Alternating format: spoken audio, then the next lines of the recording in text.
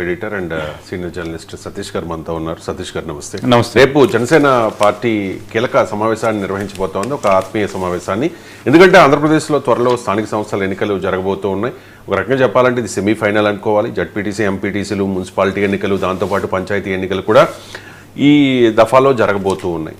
అంటే చాలా ప్రతిష్టాత్మకం అన్ని పార్టీలకు కూడా. ఒకవైపు జగన్మోహన్ రెడ్డి చాలా కీలకమైన ఆదేశాలు ఇస్తూ ఉన్నారు, వైసీపీ నేతలకు ఖచ్చితంగా గెలవాల్సిందే, ఏకగ్రీవాలు కానివద్దు అని చెప్పి. జనసేన కూడా ఒక ప్రత్యేకమైన వ్యూహంతో వెళుతూ ఉన్నట్టుగా ఇక్కడ మనకి స్పష్టంగా అర్థమవుతోంది. ఆ నేపథ్యంలోనే రీసెంట్గా జరిగిన ఒక సమావేశంలో పవన్ కళ్యాణ్ కీలకమైన నేతలకు దిశానిర్దేశం చేశారు. ఎక్కడా కూడా మీకు తక్కువ కాకుండా జన సైనికులకు, వీర మహిళలకు మంచి ఇంపార్టెన్స్ వచ్చేలాగే ఈ స్థానిక సంస్థల ఎన్నికల్లో ప్రాతినిధ్యం ఉంటుంది జనసేనకు అని చెప్పేసి. సో ఏంటి ఈ సమావేశంలో ఏ అంశాలు చర్చించే అవకాశం ఉంది? అండ్ స్థానిక ఎన్నికల కోసం జనసేన పార్టీ ప్రత్యేకంగా ఒక కమిటీ కూడా ఏర్పాటైంది, ఆ కమిటీ కూడా భేటీ అయ్యింది. సో ఏంటి ఈ స్థానిక ఎన్నికల్లో జనసేన వ్యూహం ఏ రకంగా ఉండొచ్చు? అంటే కొంచెం ఈసారి లోకల్ బాడీ ఎలక్షన్స్ని జనసేన సీరియస్గానే తీసుకుంది. గతంలో 2021 అంతకుముందు ఎన్నికల్లో కొన్నిసార్లు పోటీ చేసినా చెప్పుకోదగ్గ ఫలితాలు అయితే జనసేనకు రాలేదు. కానీ జనసేన ఓట్ షేర్ కొంత ఇంపాక్ట్, కొంత షిఫ్ట్ అవ్వటం, కొంత ట్రాన్స్ఫర్ అవ్వటం కొన్ని చోట్ల తెలుగుదేశం పార్టీకి, బీజేపీకి అప్పుడు అడ్వాంటేజ్ అయింది. కానీ ఇప్పుడు కూటమికి అధికారంలోకి వచ్చిన తర్వాత ఇటు ఇజ్జత్గా సవాల్గా పవన్ కళ్యాణ్ తీసుకున్నారని అనిపిస్తోంది. యాక్చువల్గా పవన్ కళ్యాణ్ నుంచి ఆ పార్టీ క్యాడర్ కోరుకుంటుంది ఇది, అంటే ప్రతి దాన్ని సీరియస్గా తీసుకొని వెళ్ళాలి, ఎక్కడ కూడా ప్రతి సందర్భంలోనే కొంత తగ్గే ఉండడం కాదు, కొంత నెగ్గేటట్టుగా ముందుకు వెళ్ళాలి అన్న ధోరణి ప్రదర్శించాలి పవన్ కళ్యాణ్ అని ఆ పార్టీ క్యాడర్ బలంగా కోరుకుంటుంది. కానీ ఆ దిశగా కొంత అడుగులు అయితే పడుతున్నాయి. ఆల్రెడీ ఆంధ్రప్రదేశ్లో లోకల్ బాడీ ఎన్నికలకు సంబంధించి త్వరలోనే నగారం మోగబోతోంది. ఈ పరిస్థితుల్లో ఏంటంటే అన్ని పార్టీలు సమాయత్తం అవుతున్నాయి. మనకు తెలుసు జగన్మోహన్ రెడ్డి కూడా గత వారంలో 2 కీలక సమావేశాలు నిర్వహించారు లోకల్ బాడీ ఎలక్షన్స్ని టార్గెట్ చేసుకొని. అలాగే ఇప్పుడు పవన్ కళ్యాణ్ కూడా 28న ఒక మీటింగ్ ఏర్పాటు చేశారు. అంటే రేపు కీలక మీటింగ్ అయితే జరగబోతోంది. అయితే ఇక్కడ ఒకే సమయంలో 2 లక్ష్యాలు పెట్టుకున్నారు. ఒకటేంటి, రేపు అంటే 28న మంగళగిరిలో పాత అభ్యర్థులు, ప్రస్తుత ప్రజాప్రతినిధులు, పార్టీ కీలక నేతలతో ఒక రాజకీయ సమన్వయం సంబంధించిన ఒక మీటింగ్ ఉంది.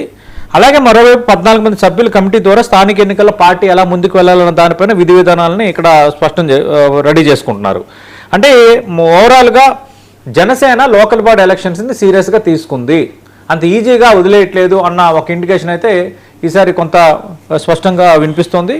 అలాగే మనం స్పెసిఫిక్గా చూస్తే 2024 అసెంబ్లీ ఎన్నికల్లో అధికారంలోకి వచ్చిన తర్వాత కొంత ఇంపాక్ట్ జనసేనకు పెరిగింది. ఎందుకంటే జనసేన ఎక్కడ ప్రభుత్వం ఏర్పడటంలో అక్కడ ప్రభుత్వం ఏర్పడటంలో కీలకం అవటం, స్ట్రైక్ రేట్ 100%తో 21 స్థానాలు గెలుచుకోవటం, తర్వాత 2 ఎంపీలు, లేటెస్ట్గా వచ్చిన లింగంనేని రమేష్ రాజ్యసభ సీటు, ఈ బలమంతా పెరిగింది. అలాగే కార్పొరేషన్లు, వీటన్నిటిలో కూడా కొంత జనసేన ఊపు కనిపిస్తోంది. లార్జర్ సెన్స్లో ఆల్రెడీ అధికారంలో ఉన్న పార్టీ అధినేత డిప్యూటీ సీఎంగా ఉన్నారు కాబట్టి లార్జర్ సెన్స్లో కొంత ప్రతి నియోజకవర్గంలో కొంత జనసేన కార్యక్రమాలు, జనసేనలో కొంత దూకుడు, కొంత హడావుడి కనిపిస్తోంది. ఈ పరిస్థితుల్లో లోకల్ బాడీ ఎలక్షన్స్ విషయంలోనే ముందుగానే పవన్ కళ్యాణ్ ఒక స్పష్టమైన క్లారిటీ ఇచ్చారు. అంటే అప్పుడు 21 సీట్లకు పరిమితమయ్యే ఉన్న వాతావరణం ఉంది కాబట్టి ఈసారి అలా ఉండదు, ఈసారి కొంచెం ఎక్కువ సీట్లనే మనం పోటీ చేద్దామన్న ఒక ఇండికేషన్ అయితే ఆయన ఇప్పటికే ఇచ్చారు. అంటే అక్కడ కూటమిలో ఉన్న బీజేపీ, టీడీపీని కూడా మెంటలీ ప్రిపేర్ చేస్తున్నారు. ఈసారి అంత ఈజీగా వదిలేను నేను, మాకు తగ్గట్టుగా లోకల్ బాడీస్లో మా స్టేక్ మాకు కావాలి, మా సీట్లు మాకు కావాలి, మేము కూడా పోటీ చేస్తామని ఆల్రెడీ లెక్కలేసుకుంటున్నారు. ఎందుకు అంటే జనసేన కోసం ఇప్పుడు ఎంత చర్చ మొదలైపోయిందంటే, ఇప్పుడు మచిలీపట్నం ఉంది, మచిలీపట్నం అంటే బందర్లో ఈ బందరు కార్పొరేషను ఈసారి జనసేనకే అన్నది ఒక బలమైన చర్చ స్టార్ట్ అయిపోయింది. దాంతోనే జనసేనకు చెందిన 2 నేతల మధ్య కొట్లాటలు స్టార్ట్ అయిపోయాయి అక్కడ. అలాగే విజయవాడలో కూడా బాగా కొంత డిస్కషన్ నడుస్తుంది. అలాగే రాజమండ్రి ఒకటి, విశాఖపట్నం, శ్రీకాకుళం, తర్వాత రాయలసీమలో ఒక 2 కార్పొరేషన్లు, ఇట్లాగా కొంత డిబేట్ స్టార్ట్ అయింది. సరే అన్నీ ఇస్తారా ఇవ్వరనేది పక్కన పెడదాం, కానీ కొంత ఆ ఊపు అనేది స్టార్ట్ అవ్వడం అనేది జనసేనకు మంచి సంకేతమే. పార్టీలో ఆ మాత్రం ఊపు ఉంది, పార్టీలో కార్పొరేషన్, లోకల్ బాడీ ఎలక్షన్కి ఆ మాత్రం పోటీ ఉందంటే ఖచ్చితంగా పార్టీకి స్ట్రెంత్ ఉన్నట్టే కదా, అది it's a clear cut indication. అలాగే జిల్లా పరిషత్లకు సంబంధించి కూడా చర్చ జరుగుతుంది. జిల్లా పరిషత్లకు సంబంధించి కూడా ఈసారి ఎట్టి పరిస్థితుల్లో ఒక 9-10 తగ్గకుండా తీసుకోవాలి, మనం అంత ఈజీగా ప్రతిదాన్ని వదులుకోకూడదు అన్నది చర్చ జరుగుతోంది. అలాగే లోకల్ బాడీ ఎలక్షన్స్లో కూడా ప్రొపోర్షనేట్గా తీసుకోవాలి. అలాగే జనసేనకు సంబంధించి ఏంటంటే ఒక ఎక్కడెక్కడ బలంగా ఉన్నామో లోకల్ బాడీ ఎలక్షన్స్లో ఎక్కడ పోటీ చేస్తే మనకు ప్లస్ కావచ్చు, మనకి కలిసి వచ్చే సామాజిక వర్గాల ప్రాబల్యం ఎక్కడ ఉంది, మనల్ని ఇష్టపడే అభిమానులు ఇక్కడ పోటీ చేస్తే టీడీపీ బీజేపీ సమన్వయం కూడా చక్కగా కుదురుతుందన్న అంచనా ఉన్న నియోజకవర్గాలు అంటే what it means MPTC ZPTC ఇలాంటి స్థానాలకు సంబంధించి, అలాగే కార్పొరేషన్కి సంబంధించి ఎక్కడ మనకు స్ట్రెంత్ ఉంది, వీటన్నిటికి సంబంధించి ఇప్పటికే జనసేన ఒక టెంటేటివ్గా ఒక రిపోర్ట్ రెడీ చేసుకుంది. మనం ఎక్కడెక్కడ పోటీ చేయొచ్చు, ఏ జడ్పీ ఇలా అడగొచ్చు, తర్వాత ఏ కార్పొరేషన్లపై దృష్టి పెట్టవచ్చు, మనకి ఎక్కడ స్ట్రెంత్ ఉంటుంది, ఎక్కడ పార్టీలు కలిసి వస్తాయి. ఎందుకంటే ఎంత కూటమైనా ఇప్పుడు బీజేపీ కంటే తెలుగుదేశం పార్టీకి చాలా ఇంపార్టెంట్ కార్పొరేషన్లు కానీ అవన్నీ. అందుకు అక్కడ టీడీపీతో కూడా సమన్వయం చేసుకుని సాధించుకోదగ్గ స్థానాలు ఏంటి అన్నది కూడా కొంత వాళ్ళు ఇతమితంగా అంతా ప్రిపేర్ చేసుకుంటున్నారు. ఏదేమైనా కొంచెం ఈ మాత్రం పార్టీకి సంబంధించి కీలకంగా వ్యవహరించడం, కీలకమైన భేటీస్ చేయటం అనేది గుడ్ మూవే. ఇప్పటికే మనకు తెలుసు ఈ లోకల్ బాడీ ఎలక్షన్కి సంబంధించి 14 మందితో కమిటీ వేసేసారు పవన్ కళ్యాణ్.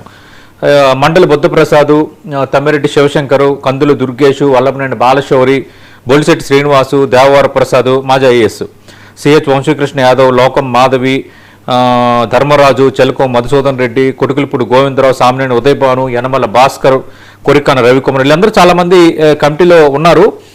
అలాగే ఇంకో ఇంట్రెస్టింగ్ మూవ్ ఇక్కడ మనం చెప్పుకోవాలి ఏంటంటే 2019 సార్వత్రిక ఎన్నికల్లో జనసేన అభ్యర్థులుగా పోటీ చేసిన వాళ్ళు 2019 ఎన్నికల్లో, ఎందుకంటే 2019 ఎన్నికల్లో జనసేన సింగిల్గా పోటీ చేసింది. అంటే దాదాపు చాలా నియోజకవర్గాల అభ్యర్థులు ఉన్నారు, వాళ్ళని కూడా మీటింగ్ పిలుస్తున్నారు. రెండోది ఏం చేస్తున్నారు, అంతకు ముందు లోకల్ బాడీ ఎలక్షన్స్లో పోటీ చేసిన 2020 స్థానిక సంస్థల ఎన్నికల్లో కార్పొరేటర్లుగా, ఎంపీటీసీలుగా, జడ్పీటీసీలుగా పోటీ చేసిన వాళ్ళని కూడా లిస్ట్ అవుట్ చేసి వాళ్ళని కూడా మీటింగ్ పిలిచారు. అంతకుముందు ఎవరైతే ఉన్నారో, అంతకుముందు ఎవరైతే లోకల్ బాడీ ఎలక్షన్స్లో పోటీ చేసి ఓడిపోయారో, అంటే జనసేన సింగిల్గా ఉన్నప్పుడు వాళ్ళని కూడా మీటింగ్ ఆహ్వానించారు.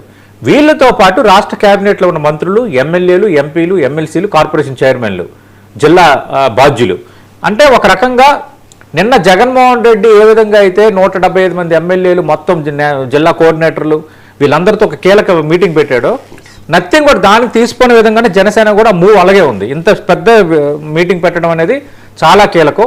సరే, రేపు పొద్దున ఫలితాలు ఎలా ఉంటాయి, సర్దుబాట్లు ఎలా ఉంటాయి అనేది పక్కన పెడితే, ఒక రాజకీయ పార్టీకి ఇలాంటి సమాయత్తత కావాలి.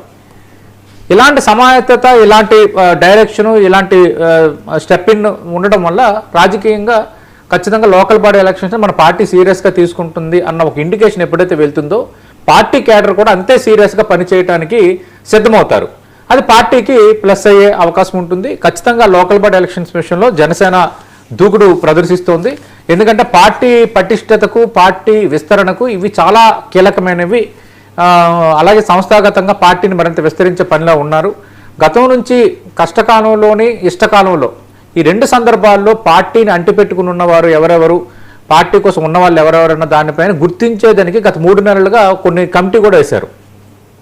ఒక కార్పొరేషన్ చైర్మన్ తమ్మిరెడ్డి శివశంకర్ దానికి ఆ కమిటీకి లీడ్ పాయింట్గా ఉన్నారు.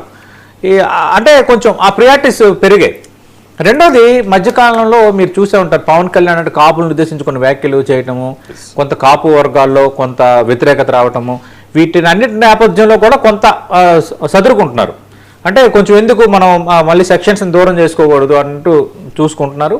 రెండోది, ఎలక్షన్స్ సీరియస్గా తీసుకోవటం, పాత అభ్యర్థులందరినీ కలుపుకొని పోవటం, వాళ్ళందరికీ కొంత ఇండికేటివ్గా ఉండటం, పార్టీ మీతో ఉంది మీరు అడుగు వేయాలని అనటం, పాత అభ్యర్థులు ఎవరికి పనికొస్తారు, లేదంటే పాత అభ్యర్థులు ఎవరైతే ఉన్నారో మీరు సజెస్ట్ చేయండి, మీరు గతంలో పోటీ చేశారు కాబట్టి వీళ్ళని ఇక్కడ పెడితే బాగుంటుంది, వాళ్ళని అక్కడ పెడితే బాగుంటుంది, మీరు సజెస్ట్ చేయండి అని ఒక రకంగా అందరి అభిప్రాయాలతో ఒక సమన్వయంతో కొంత సీరియస్గా ముందుకు వెళ్ళాలన్నది పవన్ కళ్యాణ్ ఆలోచనగా కనిపిస్తోంది.